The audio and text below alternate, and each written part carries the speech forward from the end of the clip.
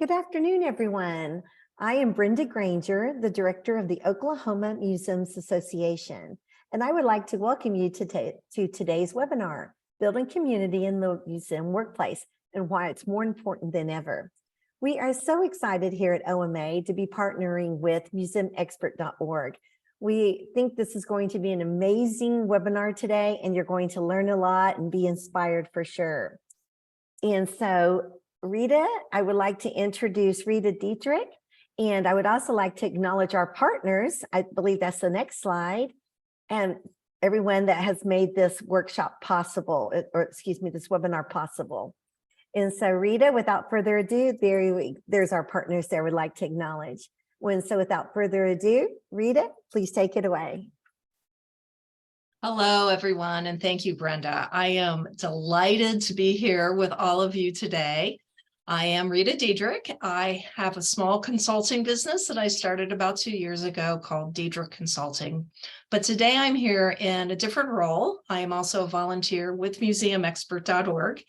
If you're not familiar with it, I urge you to check it out at museumexpert.org. It's an organization that was started in 2020 in reaction to the pandemic, because so many museum people were being laid off, some temporarily and some not so temporarily. And we really wanted to gather people around and help museum people through this time. And since then, the organization has evolved to really become a community of museum people who pay a lot of attention to what's going on in museums and how it affects the staff. So that's all what has led us here today. A few housekeeping items. One is, if you haven't had a chance to already, I will put this up for just a moment. There's a question here on the screen in the corner, which is for inviting you to use the chat feature to name some communities that you belong to, and we will visit those a little bit later in the session. The other thing is that the session is being recorded, and you will get a link to that in an email after the session, along with an evaluation and a handout. I'm going to be talking about a lot of books and references, and those are all on the handout too. Let's get started. I want to go through the agenda a bit. It really can be divided here into four main categories. First, we're going to do a brief synthesis of the state of the workforce. And with that, we're going to have a moment to consider the role of empathy in the workplace. And then we'll spend most of our time really talking about community, what it means and what it can mean in the workplace, and what that can mean for you and for your museums. Something I ask of you in this is, it's a lot of information. So listen actively, think critically. And we're going to have a few polls along the way, a little bit of interaction just to help you do that. So I'll be calling on my colleague behind the scenes, Colleen, and you'll get to see her, and she'll come in and join us for a few minutes here and there. So, all right, let's get started. This webinar, it really, in a nutshell, it's about facing change, and it's about making change. It is about us as museum people creating our museum's futures, and by extension, the future of the museum field. And I start with this quote because, like museumexpert.org, this session really is for anyone who identifies as a museum person, no matter where you are on an org chart, no matter how long you've been in the field. Really, this session is for anyone. Anyone can make change. So I hope you feel inspired today. The goal for today, it's simple, if not easy, and that is to help you make your museum better for everyone, for yourself, for your colleagues, and ultimately for those audiences that you serve. So let's start with some things that we've heard about what's going on in the field and in the world of work and in the world of museum work. So a lot of these things here are not going to be new to you. But what we've done is we've connected museumexpert.org. We've connected with about 2,000 people over the last 2 years across all kinds of organizations, all kinds of museums, up and down the hierarchy at every level of career stage, from pre-service to retirement. And here are some very key things that we've heard. Well, no surprise here, a lot of people have been laid off and comparatively few have been recalled. And I think that's the key point here. A lot of people were laid off, but not so many called back. The other thing affecting us is this great resignation that we've all heard about. It's affected the museum field too. A lot of people are choosing to leave their positions, and whether they're leaving the field or just changing to another museum, a lot of both of those things going on, but there's a lot of upheaval and a lot of turnover at the moment. Those who have remained in their museum roles are being asked to do even more with less. We've always been asked to do a lot with a little, but even more with less. And it's leading to burnout. A lot of folks have hit that mark already. And if they haven't, they're headed there fast. So I know this all sounds very gloomy, but mission and margin, this mission and margin tension has always been difficult in the museum world. And the pandemic really accelerated so much change. It brought it to the forefront and really brought many individual museums almost to a breaking point. So it's difficult, we know. It's been difficult for everyone. I think about directors who had to make the decisions on who to let go and who to recall. Economics had to play a part in that. And so what we're finding is that a lot of the folks who are being recalled or hired new into the field have less experience. Well, they come with lower salaries for the most part. And a lot of people are being hired in from outside the field. So those are some things that are going on. But the part that's not so gloomy is that we've heard as we've talked to all these people is that we're a passionate people. Museum people are passionate about our work, the visitors, the guests, the objects, the collections, all of the above. We're really passionate. And by and large, museum people want to stay in the field and want to be part of making their organizations better. We want to be a part of creating the future of the museum field. But the other thing we've heard is that a lot of people feel very left out of the conversation. All right, there's more.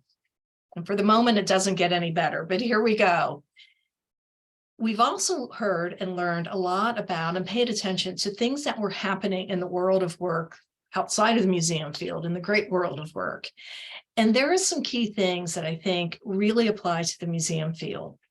One is, well, the good news is we have longer life expectancy, but what that's doing is it's having a lot of people delay retirement, and it's creating bottlenecks for advancement.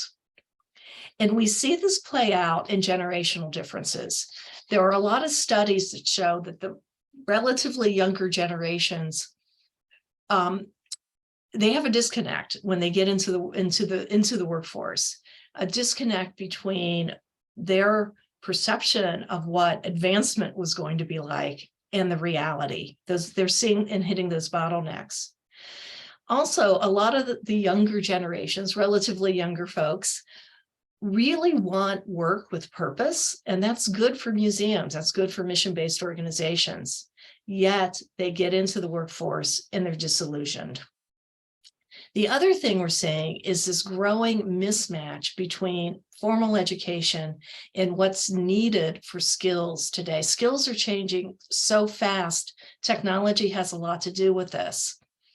And I have to say, it has made me wonder about museum studies programs. How will they be valued in the future? And are we already seeing a shift in that? I don't know enough to say that we are, but it's something I thought about when I was reading about this. The other thing on this list is social media. Social media has created constant, immediate, and very public feedback for companies, organizations, product, service experiences. And what this has done is it has pushed companies to have more empathy for their customer, right? For one thing, they're hearing from their customers. And so they're getting a better sense of how customers feel about things.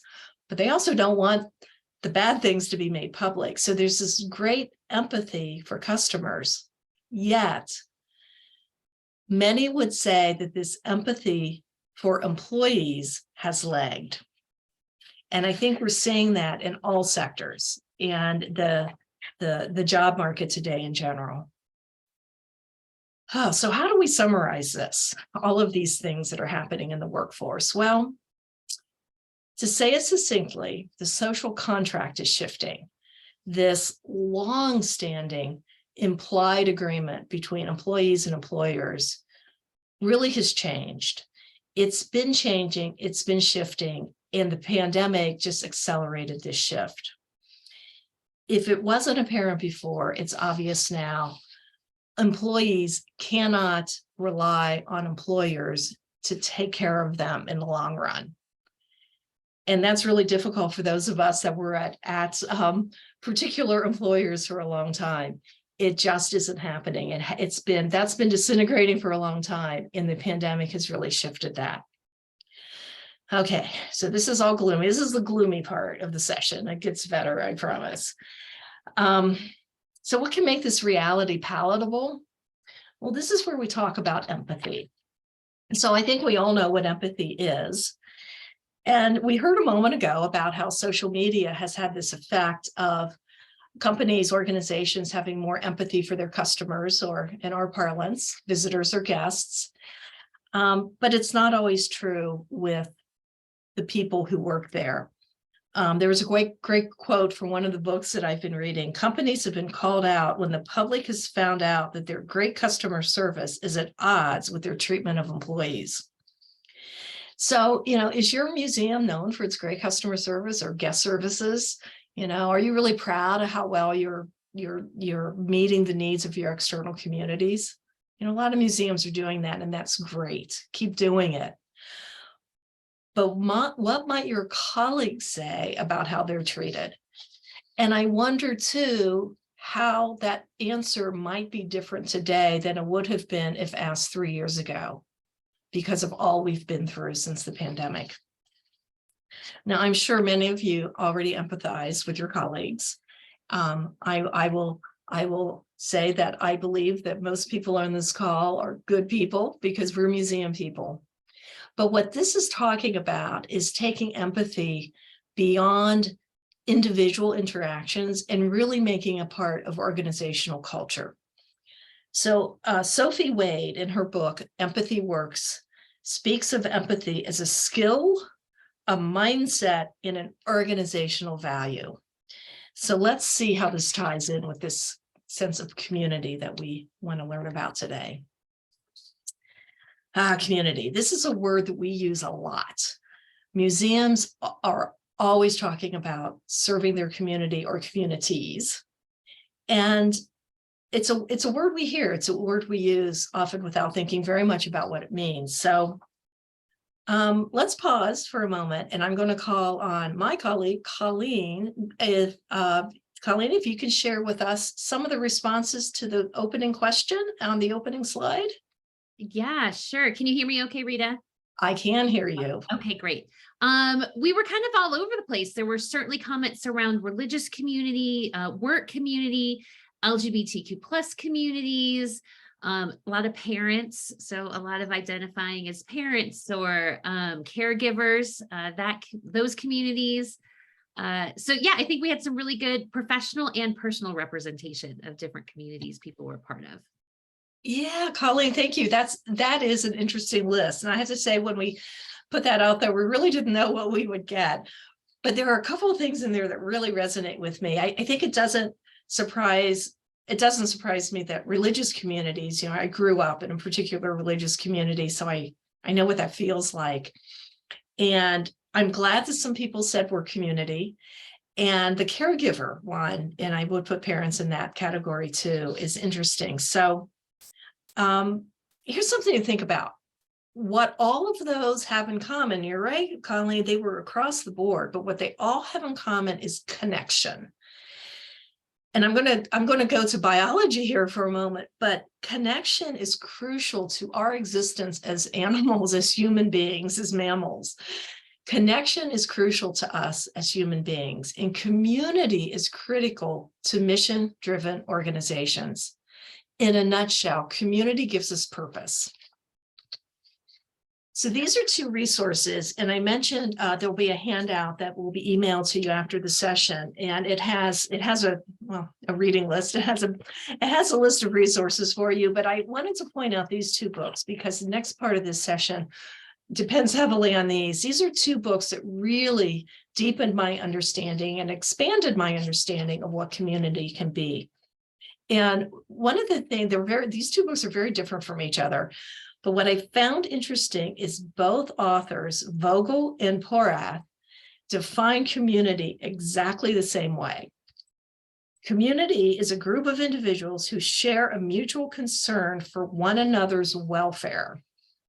That's what I love about having the word caregivers in one of the community mentions there from the thought exercise. So more specifically, people with some commonality. You have something in common. It could be interest, it could be like ideas, it could be proximity, it could be working together, but you have something in common. There's people, you have something in common, and you care about one another. You care about one another's welfare, and it's all wrapped up in some kind of shared values. Without those values, it's not gonna gel as a community. So people, commonalities, care for one another, all wrapped in shared values. So what distinguishes a community from, say, just an interest group is this notion of mutual concern. I think about some neighborhoods. We often think of community as geophysical, but there are some neighborhoods where there are families that happen to live on the same street. They don't really know each other. That arguably might not be a community, but having this mutual concern and this care about one another and awareness of each other is what really makes community. All right, let's start talking about Vogel's work. So in his book, he lays out these 7 principles of belonging, and 7 principles of belonging in the context of community.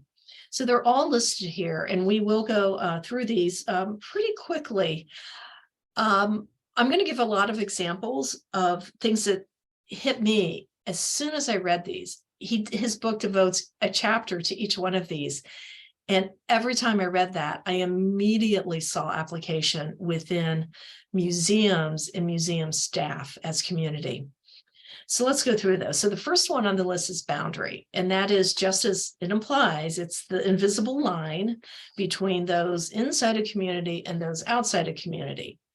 Now, that started to feel a little uncomfortable because it feels othering in some ways. But I started to read some more about it. And the thing that really gelled for me was this. People inside a community understand each other in a way that people outside of the community just can't understand them. So you think about going to a conference, a conference of museum people, and you start to talk with somebody about what you do. You start talking about your work and how easy it is and how excited you get. I mean, this is what a lot of conferences or professional organizations do, is they give you that sense of community. It's easy to have those conversations. But if you find yourself trying to have the same conversation about what it is you do in a different setting, and it's not museum people, it's really different and it's really difficult. So when I think about boundary, I think about that understanding and that care for one another because you're inside a community. Okay, so the next 3 on the list are initiation symbols and rituals. And these sound very exotic, and I'm sure that there are some communities where they are, but really these 3 things tend to emerge organically in a lot of communities, and we don't even realize or acknowledge these as principles of belonging to a community.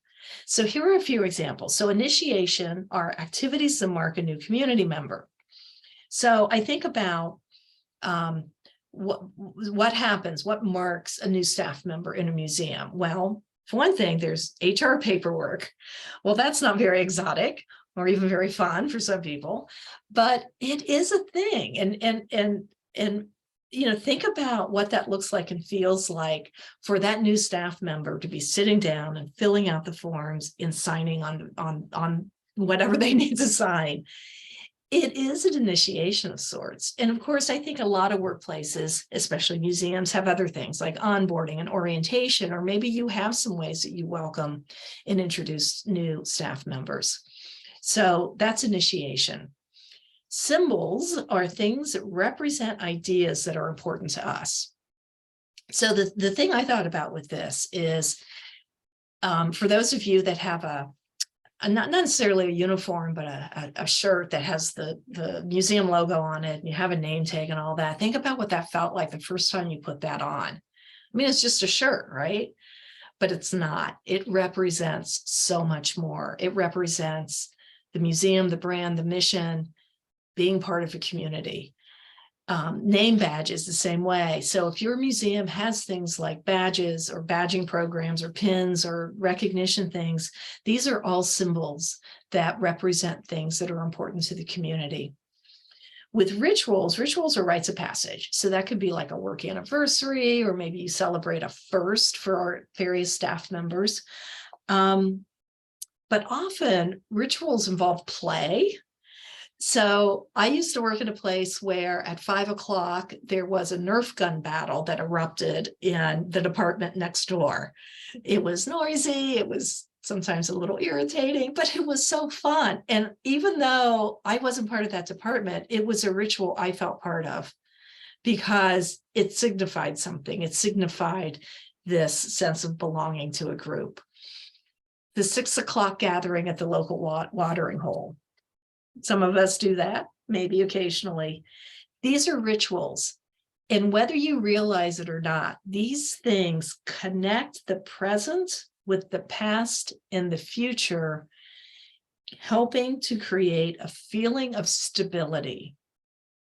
Rituals connect the past, the present with the past and the future, helping to create a feeling of stability. And boy, couldn't we all use that sometimes, right? Okay, stories. So Vogel talks about stories being a principle of belonging. And this one hit me. It's like, how many of us in museums use stories to make meaning of objects, of things, of learnings that we want to get across to our visitors? We use story all the time with our external communities, but do we use stories internally? Stories help us communicate our values.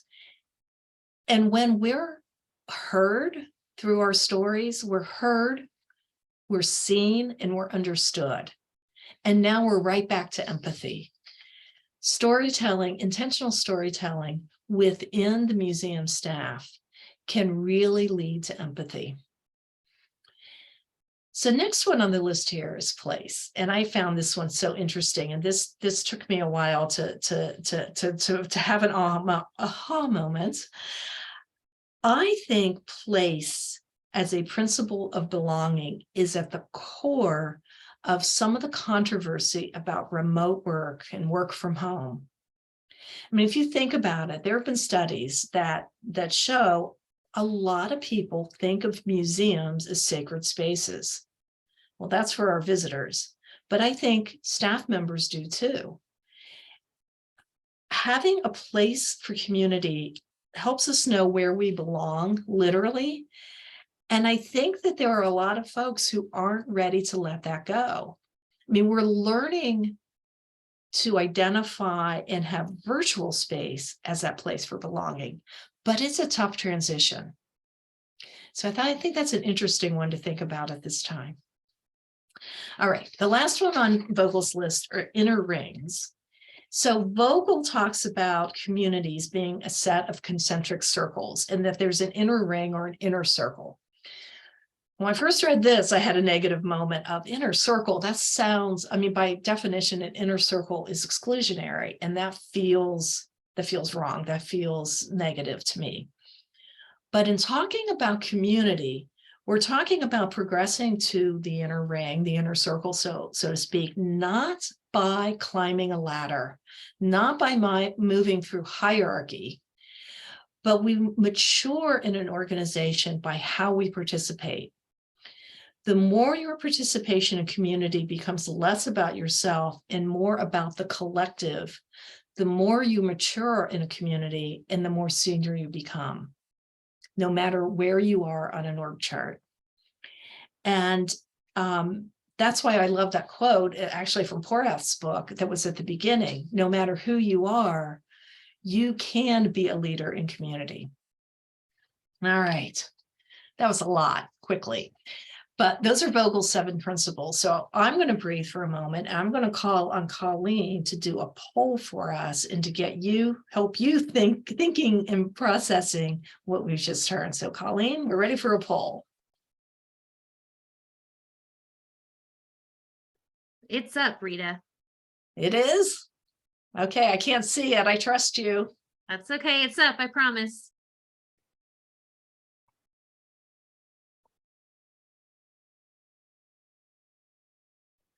The poll reads, which of the 7 principles is strongest in your museum? And we'll leave it up for just a few more seconds.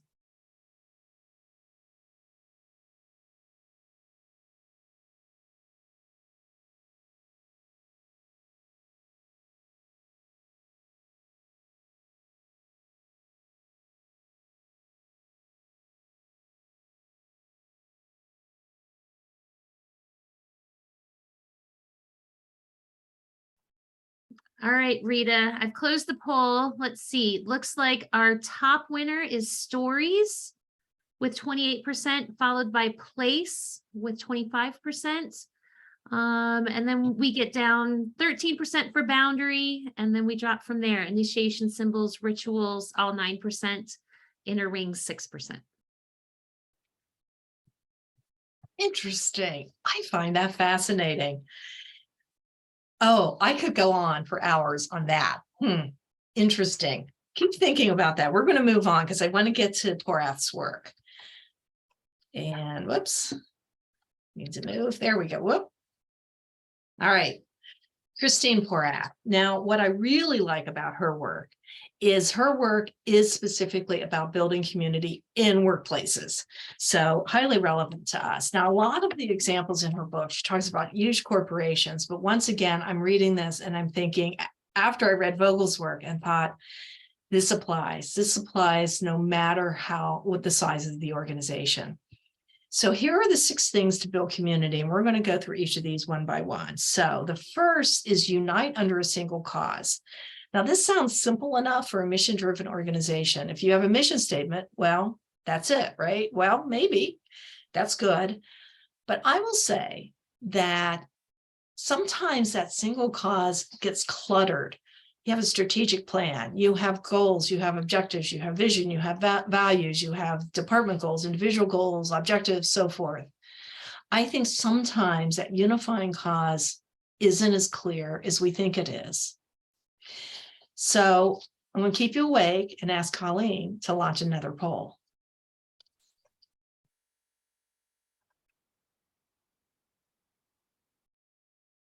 All right, Rita, it's up. Can you clearly state what unites the staff in your museum? Only 4 to choose from.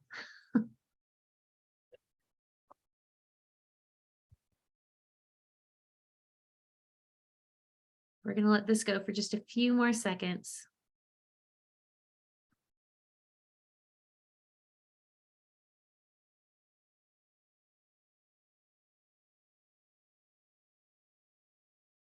All right. Okay, Rita. Looks like, let's see, our winner is yes, I think so.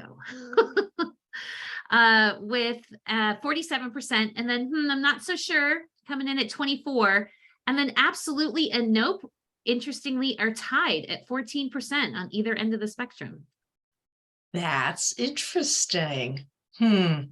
Okay. I had a feeling it would be across all those. Yeah. Well, some of you do have pretty clear unifying causes, I think. You do. That's great. But consider some challenges here. So keep moving my mouse. There we go. Whoops. There we go. There are challenges. So sometimes, even when you do have a very clear unifying cause, there also can be things, you have something unifies you, but there can be things that pull you apart. So I think about, did you ever feel like your department was competing with other departments for a slice of the budget? Or do you work in a place where the events department wants more floor space for rentals, and that cuts into program and exhibit space? I mean, these kind of conflicts are everywhere, and they're actually good for most organizations. Competition, a certain amount of competition, conflict is good. You want some tension. But if your unifying message is not clear enough or strong enough to overcome those day-to-day challenges, if it isn't clear enough and strong enough to be a North Star, you're going to have a very difficult time building community in the workplace. Okay, let's keep moving. The next thing on Poor Ass list is a sense of unleashing people. And I know it's a very strange term. If you haven't read her work, it's like, what does this mean? Well, unleashing people is described as the intentional loss of control of people who are moving in the direction of a desired goal. I have to admit, I was very skeptical when I first read about this. It just doesn't align with how I'm used to working. Then I thought about applying it to project teams, and that I felt a little bit better. But proponents of this actually would say that unleashing people is appropriate throughout an organization. Intentional loss of control of people who are moving in the direction of a desired goal. So, Colleen, we have one more poll if you are there to do it. Yep, here we go. Okay. Last one, everybody. How does unleashing sound to you? We're going to let this go for just a little bit. Ooh, answers are flying in fast. All right. Let's end that. And I'm going to share some results. Let's see, Rita. We've got our winner is both of the above at 48%, but a close second is refreshing at 43%, while frightening is way down at 11%. Oh, so interesting. Okay. Well, I had a feeling both of the above, because there were things about it that I think are a little scary, but also refreshing. And I'm actually very heartened by the number of people who thought that sounded refreshing. Yeah, boy, that ties to so many things, but I'm not going to ramble. We'll be here all day. So, why do it? Okay. So for those of you that feel a little put off by it, unleashing, it pushes and enforces, that sounds a little negative. It pushes and encourages collaboration and innovation. That in turn leads to fulfillment for a lot of people in their work. And that leads to well-being. And that's something we all can go for. So I want to do a very quick on, well, if this is a good thing, how do you do it? Well, there are three, this is very simplified here, but three key things. One is you want to gather the right people who have the skills and expertise you need, and the ability to work in this approach. Not everyone is going to be good with it. So think about that when you're pulling together a team to try this with. The second thing is make sure they know and agree on what their goal is, that same goal, that direction that they're headed, and make sure it aligns with their values. I think this is something we don't always talk about, is how what's happening in the workplace aligns with individual values. If it doesn't, it's not going to work. The last thing is you might be thinking, well, what's my role as a supervisor if I'm letting these people go? Well, you're supporting, you're providing tools, you're providing ground rules, you're providing a framework. But here's the unleashing part, is you hand over this framework and then you step away and you let the team, the staff, the people adapt that framework to what they need. And that's the unleashing part.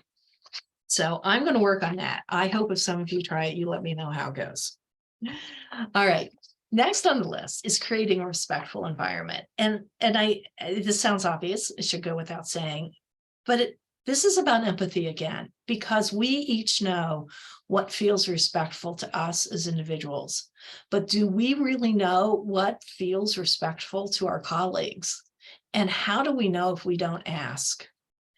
It takes a certain humbleness and vulnerability to ask those questions and to be aware of all of the different ways respectfulness can manifest itself in an organization.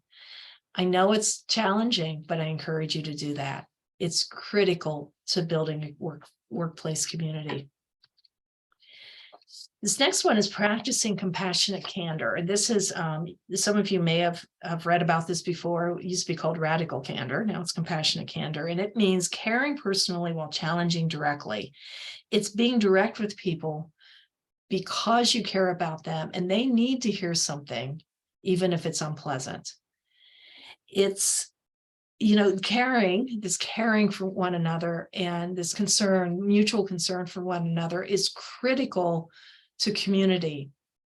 So what practicing compassionate candor really is about, it's caring enough to have uncomfortable conversations. All right, next is providing a sense of meaning. And this ties right back to a few things we've already talked about. Finding the unifying cause and the fact that so many people in the workplace really want work with purpose.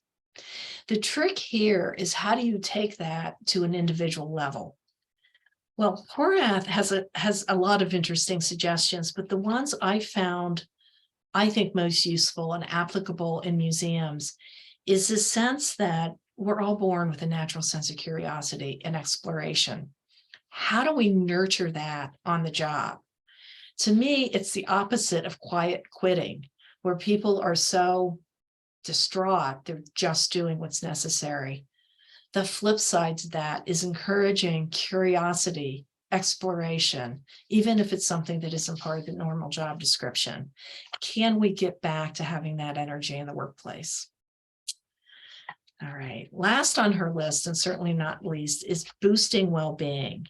So the well-being within an internal community is so important to all of us, and we could spend all day unpacking this one. There are a lot of things floating around the universe right now on well-being, so I'm not going to get into a lot of detail, but I do want to talk about some of the things that Horath talks about specifically in the context of building community within the workplace. First one is build self-awareness, take care of yourself and be an example to others. And I really like this one, humanize your relationships. With us communicating through Zoom, sometimes it's hard to do that, but do what you can to have those human-to-human connections.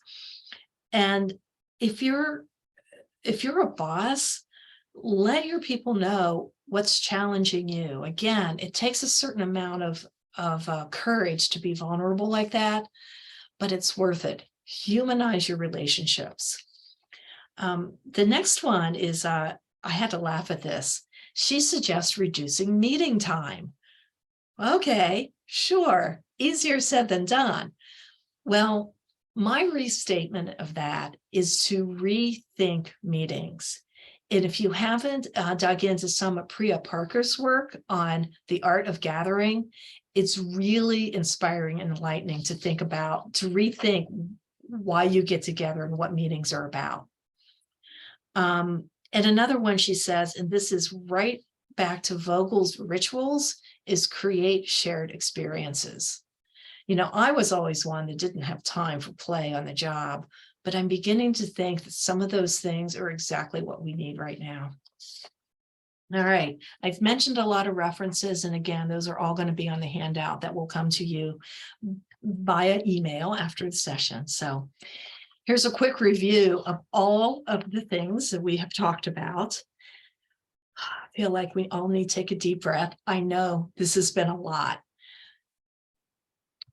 So what now? All right, what now? What do we do with all this? What does it mean? Why is it important? And what can we do? Well, what does it mean? We're in a new era of work. I mean, I think we all know that already. But the pandemic has really pushed us off much farther, much faster than I think anyone was ready. It feels unsettling because it is unsettled. However, humanizing the workplace through empathy and in community is a viable path forward. Why is it important to museums? Well, creating a strong internal community is strengthening your foundation. So you can move from surviving to thriving, from this crisis mode to thriving, and improve your capacity to serve your external communities. I mean, this is what the mission is in so many museums. By strengthening your internal community, you're going to increase your capacity to serve your external communities. Empathy within the workplace enables empathy with visitors. Understanding community within the workplace will enable better understanding of external communities. You and your colleagues are the first and primary connection to the people you serve, and museum staff must reflect what you want that connection to be. So empathy, community, understanding community, being in community are ways to do that. And I honestly can't think of anything more important right now than strengthening that internal foundation so that you can face the challenges you're facing now and build resilience for the future. Action. All right. There is no one solution. I don't have a 10-step plan. I don't have the thing I can give you that says this is how you do it. But I did want to leave you with some things. And these are my ideas. If I were you, I might try some of these. So here they are. First, you now have this heightened awareness of what community is. So get practiced at seeking and finding these elements around you, especially in your workplace. And very much about that, the second one here, it's relatively simple, but I think it's really important is look at your organization now. Are there things that are already in place that you're already doing, but didn't recognize them as elements or principles of belonging? I bet you're already doing some of these. Look for them and see if they can be strengthened and see if they can be used more intentionally. The third one here, and this is a little controversial, but ask some colleagues what unites them. What's that unifying cause? What's that unifying purpose? And then ask them what pulls it apart, what pulls the staff apart around that. I think this is a little risky, especially if you're a person in authority. You have to create safe space for this. So you might want to try asking your work friends first. I think it will lead to some interesting discussion. I think it could also open a Pandora's box. But in the long run, it's going to create dialogue about the things that mean the most. And again, last but not least, well-being. Be intentional about well-being. Start with yourself and think about well-being more than a day off. I know so many people that just need a day off. Well, yes, and it's so much more than that. Think about the kinds of things that make a job feel really fulfilling. We've talked about curiosity. We've talked about exploration. We've talked about innovation and creativity. Find it in yourself. Do what you can to nurture curiosity, exploration, creativity for yourself and encourage it in others. See what you can do to really bring that kind of excitement back into the workplace as a community. So I want to end most of my talking here with this quote. This is the same one as was at the beginning. And I just feel so strongly about this. We talked about who is this session for? Is it for directors? Is it for beginners? It's for everyone. If you identify as a person in a museum who wants to make change and wants to be part of making your museum better, then consider some of the things we've talked about today. Again, it doesn't matter where you are on an org chart, where you are on a hierarchy, even how long you've been in an organization. If you can apply some of these principles, you can have a role in making change in your organization too. So with that, I'm going to take a breath and a drink of water. And I think we have some time for Q&A. Colleen, do we have any questions that have been popping up in the chat? We do, Rita. So maybe you can elaborate a little bit. We had a question around you're unleashing people. And is that the same as empowering staff, or are we misconstruing it? Is that a little bit different? Oh, I think that's a good question. I would say they're certainly related. I think they're kissing cousins. But I don't think it's exactly the same thing. I think in order to unleash people, you need to empower them, but they aren't synonymous. The thing with unleashing is it goes back to, and I will admit this is not my usual way of being.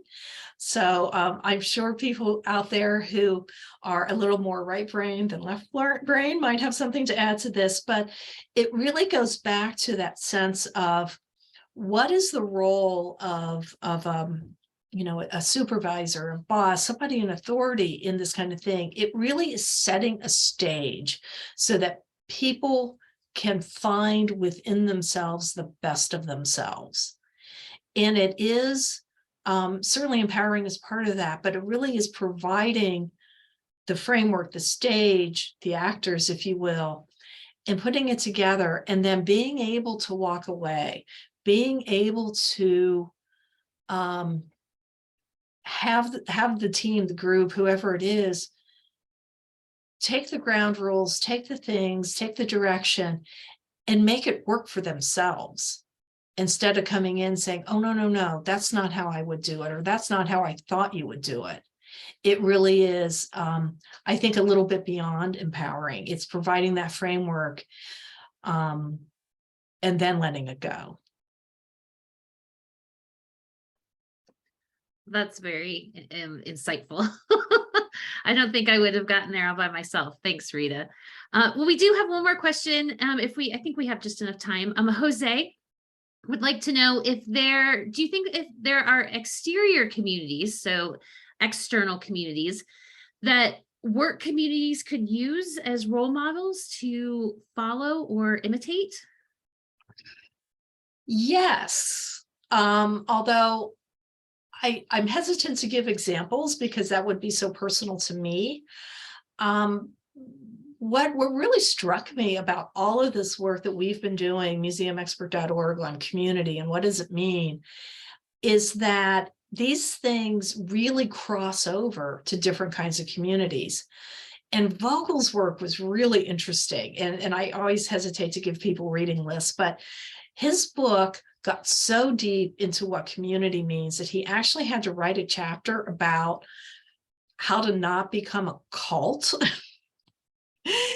So, which I thought was so interesting because it's so deep and all of these things, and but one of the things that struck me in this is that there was some religious and spiritual undertones to his writing, and I hesitated when I first read that because I thought, how does this apply to a workplace? Not everyone is spiritual or religious, or certainly not the same religion. But as I read it, it was easy for me to see the examples about things. I mentioned earlier, I grew up in a religious community, not a cult. And so it's like, yeah, I see it there. How does this apply to other things now? And how does it apply to the workforce? So I think absolutely making sense of this is looking for those other things that maybe are more obvious as a community than you might think of your workplace. That's an interesting way to think about it. The fine line between community and cult. Right. Well, it's really not all. The line isn't really all that fine. You had to put in a chapter. And I'm going to say one more thing. Do I have like 1 minute? Yes, I do. To say something. And Colleen, this is something you and I've talked about, but it's another thing I want to say. About this sense of taking these principles of belonging and these aspects of community building into the workplace is so many places. And if you do this, I apologize in advance, but so many workplaces will say, we're very close. We're like a family. And I used to cringe at that because you can't lay off family members. I mean, it's not the same thing, but yet I appreciated the sense of trying to describe that kind of closeness. And when I started to read this, I thought, it's not family, it's community. And I mean, we've all been through, we've witnessed, if we haven't been laid off ourselves, we've witnessed it, or we've had to make those decisions. And it's true. It's not family, because you can't do that to family, or, you know, it's just different. But that community notion, and that definition of community as having these commonalities, having these things, you're together. But what makes a difference, different from just people who are together, it's that caring. You really can care about each other. You can care about each other's welfare in a workplace. And so that's the other thing is, as we're talking about, well, look for other communities as examples. Well, to me, it's like, it's not family. So look to what it's not. It's not family. I've always had that. I've always had trouble with that term. So maybe start thinking about it as community.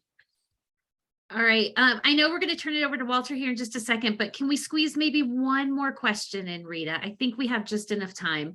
Okay. Thomas would like to know, what can I do as a museum volunteer to have a greater impact, not only for the museum, but in the community? So in the community, in the internal community? I think he's referring to the external community. So within the museum community and outside of it. Sure. So I have a very linear, logical brain, so I'm going to work backwards from that. So to have an impact in the external community, as a representative of the museum, whether you're paid or volunteer, you are representing the museum. So what does the museum represent? What does the museum look like? And is the museum, does the museum look like what it needs that impact to be?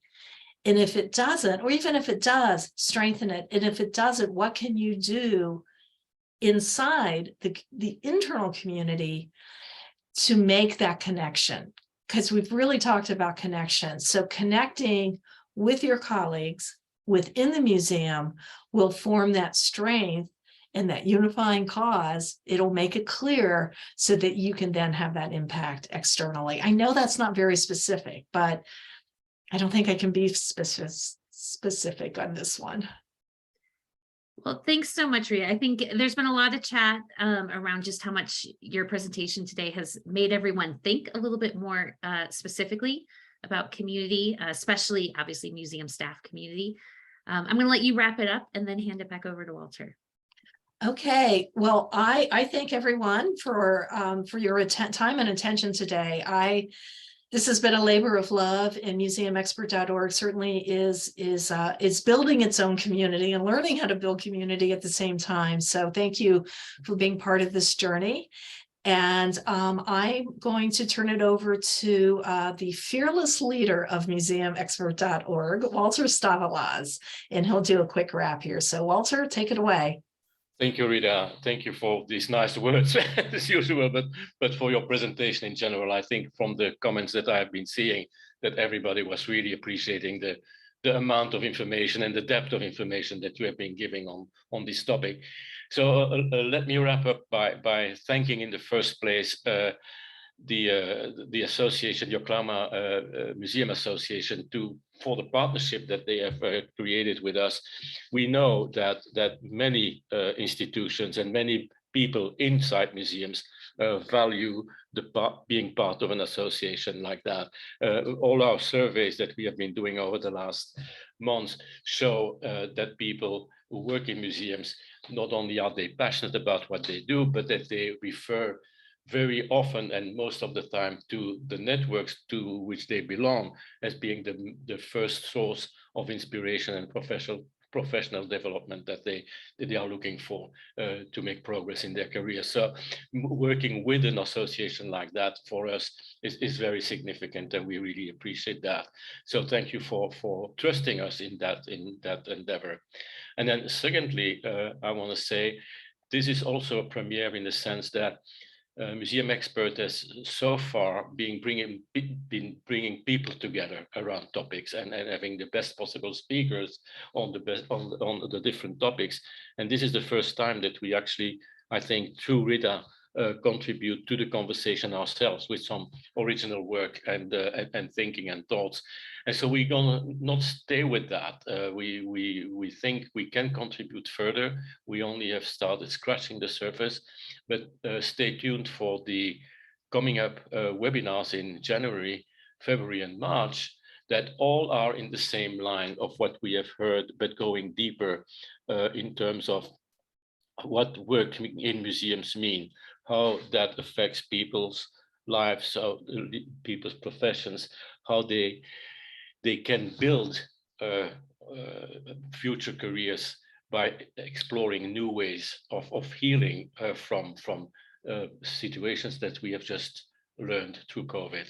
So we are going to have 3 more of these. In January, we will have the next session on changes required, and you may have seen the first edition of that. And now we are going to focus on healing in the museum community.